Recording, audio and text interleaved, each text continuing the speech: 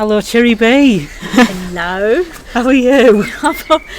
Waiting for the sun to come through the clouds again.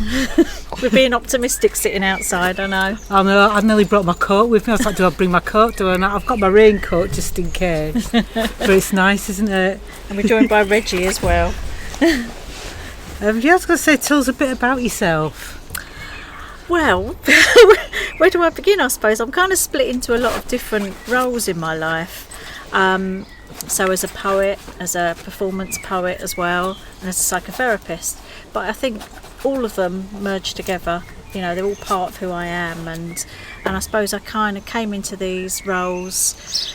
Well, I suppose I was a performance poet back in the 90s, and I kind of got a real taste for it. But then situations changed, and I became a mum and different, you know, and I lost my confidence quite a bit as well. It was kind of harsh kind of landscape to perform then, because I was playing at a lot of comedy clubs and they're not the nicest of audiences all the time. So it was kind of tough, and I lost my confidence a bit. So, but I kind of came back to it about 9 years ago, and this was through meeting my bandmate Peesh and my good friend Marcia up in Newcastle, who introduced us. And she introduced me to him as, oh, this is my mate Bev, she's a punk poet. And I thought, oh shit, I ain't done that for years. I feel a bit of a fraud. So it kind of pushed me back into it in a weird way. Yeah. So that's a little bit about what I do. Oh, it's a shame you lost your confidence, but it happens, doesn't it? Stuff happens. It just not. I'd ask you about the Rik and Roll show. Oh, I know. Once again, isn't it weird? I'm going back to comedy, and it's you know, so I'm kind of fully aware of how it might land as well. However, I'm paired up this time with Peesh, who's the most magnificent songwriter and lyricist as well. And he absolutely adores Rik Mayall, his absolute favourite. And when he actually spotted that there was going to be a whole comedy festival, a whole fringe festival dedicated to Rik Mayall down in Droitwich. And of course Rik Mayall was actually born not far from here, so in Harlow. So it's kind of, we're kind of linking the two up really. And he says, we've got to play this. And I go, what can we do though? You know, our set doesn't really, you know, won't work there. So we thought, well, we've got to write a new set then. The thing is, something like that doesn't scare us. If we're told we're doing a gig somewhere and we need to write a whole new set, we'll do it. That's brilliant. And we have. How long did it take you to do? To be honest, because we live 300 miles apart, so sometimes that does get in the way a bit of practicing and writing together. We both had a meeting. We decided who was going to write what characters. So I love Alan Bastard, you know. I love that character. So I wrote a song about him, and I've done a poem called The People's Poet. Oh yeah, from Young Ones. Yeah, blending in some of his rhymes as well into it. And, you know, Peesh focused on certainly around bottom characters and why is this range? Wondering what the noises are. And he also focused on you know, lots of other young ones, you know, and lots of other kind of characters like that he really loves. And so we just kind of, we both went off and wrote. And it doesn't really take us long. Probably took about a week or so. That's brilliant. I know, it's kind of like, but when we're focused and we know what we're doing, we're just like, we're very, very dedicated and very like focused on writing, and you know, and we've had them recorded now, so we've got a CD coming out in a week or so. We're just waiting for them. We sent them off now, so they're all being printed and pressed, and.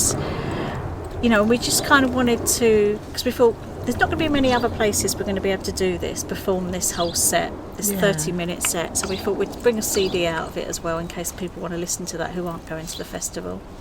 Cool. So that's how that come about.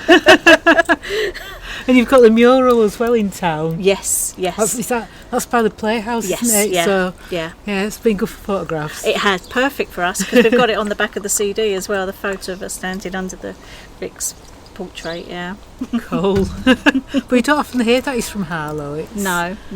Well, officially it's just outside. However, where was it? Matching one Green. One of the Matchings, isn't it? Yeah. So just outside. but he would have frequented Harlow plenty of times. Yeah.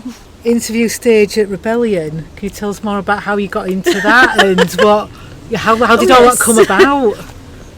Okay, so the other thing with Peesh as well, so when we started Cherry and Peesh, we started that in about 2017. Once again, it was this push of actually being a performance poet and asking Peesh to write some music to it.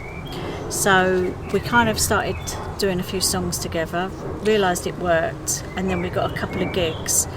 And it was only after the second ever gig we'd had that I sent off a video somebody had made of us to Rebellion and said, could we be considered to play, the acoustic stage or one of the stages? And we got booked then and there, which never happens normally. And we're like, how did this happen? So all of a sudden we thought, shit, we've got to write a whole set now. Because of course, once again, we only had a couple of songs, So we just started writing profusely and just practicing everything. And then we performed on the acoustic stage. And we actually had a 7-year run of playing the acoustic stage, which was so absolutely great. This is our first year actually not playing on the acoustic stage, but 3 years ago they opened the literary stage, and they asked if I think because knowing the kind of work I do as well, I like to sit and talk to people, and I'm compassionate and like to listen and support people, especially on an emotional journey like some of the interviews have been on there. So they asked if I'd be willing to be an interviewer, and also if I wanted to do a poetry set as well. Yeah. So I've been part of the literary stage for the last 3 years as well, and it's such a different kind of space up there. It's for a start you get a seat. That's always nice. It's quiet.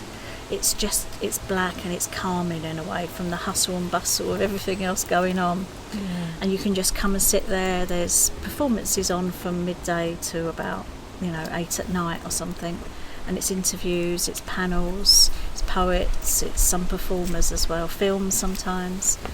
It's lots of novelists, and you get to see people in a very different way rather than you would see them playing on the band, on stage and everything like that. It's because I think they had a few interviews on in the Opera House first of all, but now they've got their own. It's a new part of the whole Winter Gardens, so it's a whole new building now, the literary stage.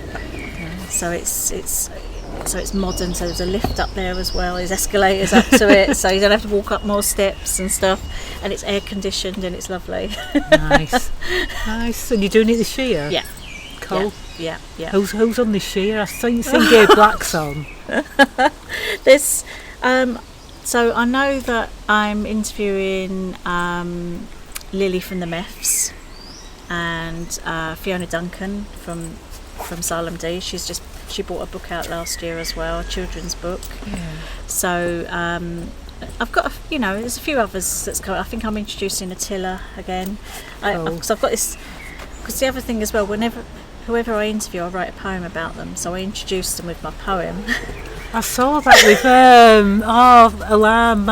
Mike Peters. Mike Peters. Yeah. Mm-hmm.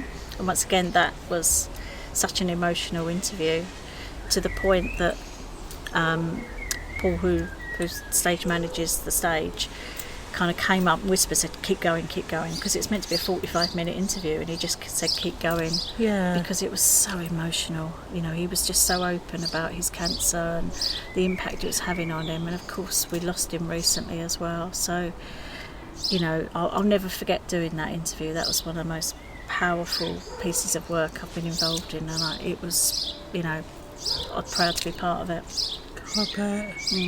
God, what an experience. So tell us more about your work as a psychotherapist. Mm-hmm. That's right, yeah. So I've been doing this for about 20 years. I moved into that field because I used to work in secure units, in psychiatric secure units, and I always felt that there wasn't enough emotional support for people to understand, certainly looking at their presentations and what they were struggling with. So I kind of started from there, and I've worked in rehabs, detox units, hospice, all different kind of really challenging spaces where I probably meet people in the worst part of their life. but it's always an honour and a privilege to hear their story and sit with them and help them through that. And so I suppose my specialism is really with trauma now, and I work with different organisations. I work globally as well, so I support people around the world in war zones and everything like that as well. So it's really kind of challenging, deep work, but once again, it's an honour to be able to offer support to people so far away as well. And you travel out there? No, this is all through Zoom. Okay. All through Zoom. No, yeah. Have you worked with Palestine? Yeah. I've worked with people in Ukraine, people supporting Palestinian conflict and everything, and it's all different corners of the earth really, where people are really struggling with trauma. Yeah, that's good work. That's really good work. And I kind of forget sometimes how tough that is, and I suppose in a way it's how I like to balance my life and make sure there's joy in it as well. I'm very fortunate to live here, be in a country that's not at war, but and to look after myself really. So I think being creative really helps me release a lot of emotions, lots of feelings, and that's my way of dealing with what I hear. Just really looking after myself in order I can look after medical aid for Palestinians. You did a fundraiser for. Yes, I can't take all the credit for that. It was Julie Houston that organised that, and through Steve Jurek reached out and asked if I'd be interested in doing some poetry and comparing for the night. So this was in Harlow, this was last month, and it was an amazing get together of some, it was like a square reunion really, because there was loads of old faces from the square that had come out that we hadn't seen for years. You had Murray, you had Steve Jurek, you had Paul Howard and Joe Clack performing. So these are like the stalwarts of the square, these talented people that just came and gave their time as well. And over £1,000 was raised that night, and that's massive, and that is to purely help, these because you've got to think as well, there was paramedics that were murdered trying to do their job, and the funding that we were raising that night goes towards a medical aid that they're trying to give to people by risking their lives going in and helping people, and it was and there's hundreds and hundreds of people out there doing that, really, really trying to help, and we can't be there ourselves, so we're just trying to help as best we can. That's what a rewarding thing to do. Yeah. But how tough for those guys to be out there seeing that. Yes. Yeah. And the children, you see like the images of children out there in Palestine really having I know. It's just, you can't even get your head around that. No. And they see it. Yeah, and in a way that's kind of links, it's a direct link to my work as well, because I'm working with a lot of the aides and supporters and workers out there that are seeing it firsthand, so I'm hearing it secondhand, and then I'm able to do something in my hometown of Harlow, of doing a few poems on stage. Let me help. I can do that. This prompts here because anybody who doesn't know me, I've got a condition called dyspraxia. I've got dyspraxia. Have you? Yes. Oh my word! It's like I've got it. When I was doing my I was doing PGCE, that's when I was diagnosed as having it. Yeah. And you always knew there was something like different. Yeah, and going down slopes. People laugh at me going down slopes and steps, and it's like, no, I really have no sense of balance or coordination. I've got. There must be something wrong with me, because I've made myself do bounce fitness. Oh my goodness! I'm a bit like that. I'm the sort of person who'll be allergic to a cat and get one. Yeah. I'm just like, no, I can do this. And I've done it, and I do it, and I just. It's that challenge yourself all the time, isn't it? Yeah, and I fall over myself. I don't know if you know any of the bands I've been, if you've ever seen me on stage. There's times where you can see me falling all over myself. I played Rebellion and I just fell backwards for fell backwards. I suss out my space when I'm on stage. I go, right, I can step three steps outside before tripping over I hate it when the drum kit's really close behind as well, because I always trip over a leg of that. That's and then I look that side, right, how high is the stage, right, can I manage that, stepping up it and stepping down, let alone falling down it. So I'm always assessing my space wherever I am. I feel your pain. I've just flown straight off of stage. And that's interesting. I can see why you got that done. Oh, you didn't fall down there, did you? No. In a way, I'm more cautious. So I think a lot of people forget, I think because I know I've got poor balance and coordination, I am a lot more cautious. So I do hold on to handrails. I do, watch where I'm going all the time and stuff like that. Of course, there's still going to be accidents and, I still fall over quite a lot, but it's being aware of it as well. Wary of telling people about it, and I don't know why. It's only I'd say in the last 2 or 3 years I've been more, yes, this is who I am, this is what I've got, and I've had a lot of therapy myself. Because you feel that's really helped. It makes you feel a bit stupid, doesn't it? Really, that's how it feels, because it's the clumsiness, it's the forgetfulness. It's not just the physical; it's the scatterbrain, it's the it's the memory loss, forgetful, everything like that. And I don't know my left from my right, and I can't ride a bike, I can't swim, I can't drive. There's all these practical things that people can just get on with and do, and I just can't get my head around how to do them. And for years I thought I was stupid and couldn't do anything, and then so I embrace it now. I'm always, I put it on my website. I'm neurodiverse and I'm neurodivergent, and I'm very open with it now as well. I'm proud of it. It's who I am. I do that now. I don't know if you've seen some of the stuff that I posted as well. Because I think I've got ADHD as well. So the way my brain works with time. End up being either too late or too early, and I get lost easily, hence today. That's a challenge for you, this area though. I'm also dyslexic as well, so I suppose the other thing I was really proud of last year is I bought a novel out. Nice. So the fact that I was able to write a whole book, when at school I was told I needed to go to special need class because of my English, because of my handwriting and my spelling and grammar was so bad, and I think I kind of go, I brought out a book, I've brought out a novel, and although I did have to have a good friend of mine, Peter, who completely went through every inch of it, is that a word, grammatically, that's the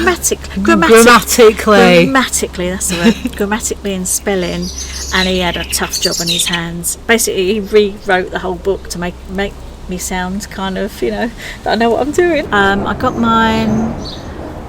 How old am I now? I only got mine about 12 years ago or something. So about the same time. And it's interesting, the test they'd done for me. It was like the test you do when the police officers do if they think you're drunk. So I had to touch my nose with my finger. Really? Actually, I can't even remember mine. And it was like with a neurologist, and then I had to walk in a straight line. So if a police officer ever stopped me, they would go, you're drunk. So to me, dyspraxia feels like you're drunk all the time, because it's that same kind of symptoms. Do you know what it does, doesn't it? I feel like drunk. I think it's becoming a bit more accepted, or am I imagining that? Or am I just I think dyspraxia is still in a bit shadows a bit, isn't it? ADHD is lots of attention, which is brilliant because it's so subtle as well. And I think there's parts certainly in my brain but I feel that we all have at least 2 or 3. Not neurotypicals wouldn't kind of understand that in the way that neurodivergents do, but it's never usually just one. It's usually a mixture of a few that's in there, because we've learnt coping mechanisms as well. I know with myself, maybe I've just got older and I don't give a shit as much. That's that's another thing as well, because it used to, when I've been working, so I used to work in schools, you see, and I used to find that if I was open about it, then I'd be treated differently. But also when I kept quiet, it made me hear things that I wouldn't have heard if I'd have been more open. And maybe I'm saying too much, it's still recording, but in the educational world, it's not always as accepted as I make out. Okay, yeah, that's fair enough. And I suppose I'm lucky in my world of counselling, even with I advertise that I'm neurodivergent, and I get a lot of people coming to me because they want someone who gets that, gets that our way of understanding. It's been really nice talking to you. Thank you. Thank you, Cherry B, for talking to me today, and thank you, Reggie.